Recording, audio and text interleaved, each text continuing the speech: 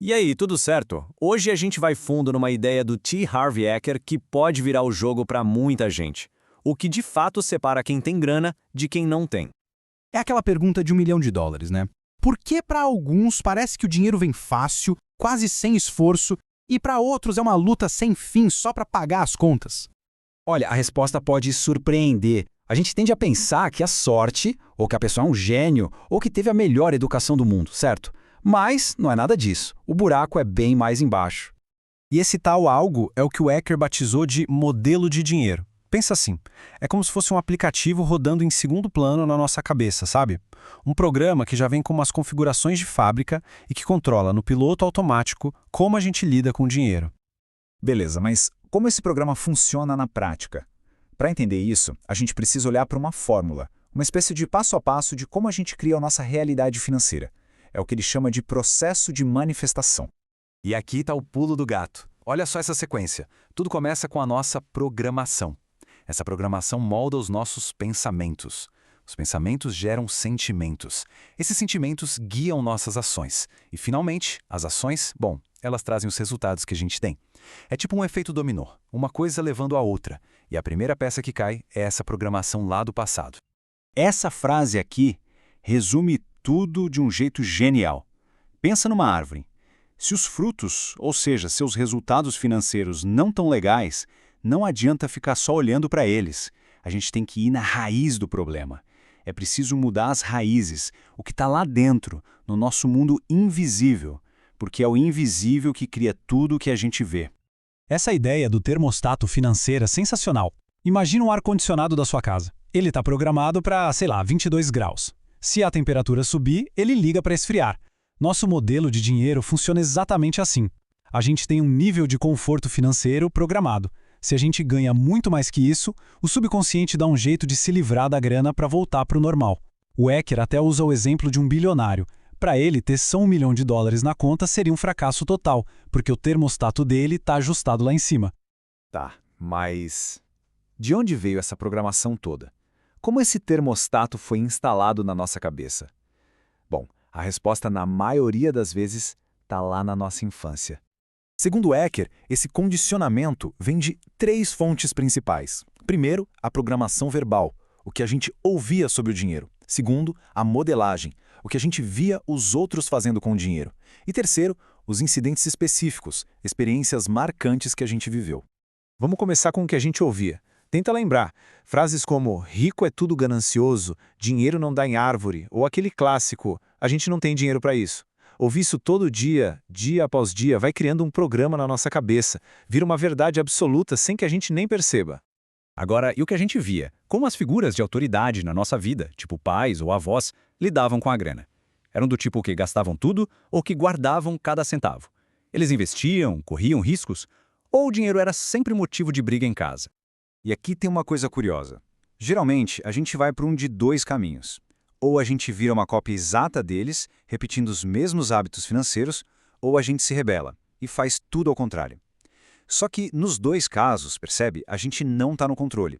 A nossa vida financeira ainda é uma reação ao modelo deles, seja por imitação ou por oposição. E, por último, temos os incidentes específicos. Sabe aquela memória forte, com muita emoção envolvida? Pois é, uma única experiência dessas pode definir nossa relação com o dinheiro para sempre. O Eker conta um caso chocante de uma enfermeira. Quando ela era criança, viu o pai morrer de infarto no meio de uma discussão feia sobre dinheiro.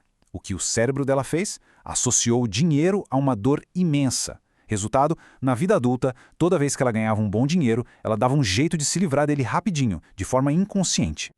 Ok, sei que isso tudo pode parecer meio pesado, né? Mas calma, aqui vem a parte boa. A notícia fantástica é que essa programação não é uma sentença de morte. A gente pode sim mudar esse programa, existe um caminho. E esse caminho tem 4 passos bem claros. O primeiro, e talvez o mais importante de todos, é a consciencialização. É simplesmente perceber que esse programa existe. Afinal, não dá para consertar o que a gente nem sabe que está quebrado, né? Depois vem o entendimento, que é sacar de onde vieram essas crenças. O terceiro é a dissociação. Entender que esses pensamentos não são quem a gente é de verdade. E, por fim, o recondicionamento, que é literalmente instalar um novo programa.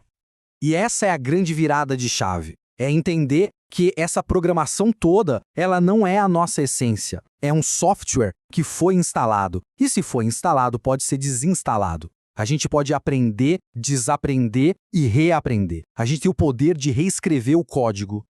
E como a gente faz esse recondicionamento na prática? O Eker sugere que a gente instale novos arquivos de riqueza na nossa mente. Pensa neles como arquivos de computador mesmo, que vão substituir os antigos. Vamos dar uma olhada em alguns que são essenciais. O primeiro arquivo tem a ver com responsabilidade. De um lado, a mentalidade rica pensa, eu crio a minha vida. Ou seja, assume o controle, pega o volante.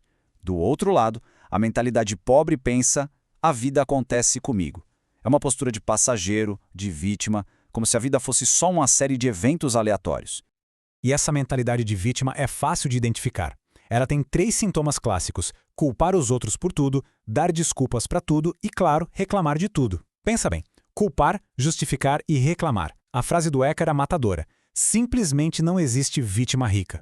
O segundo arquivo é sobre intenção. É a diferença entre entrar em campo para ganhar e entrar em campo só para não perder.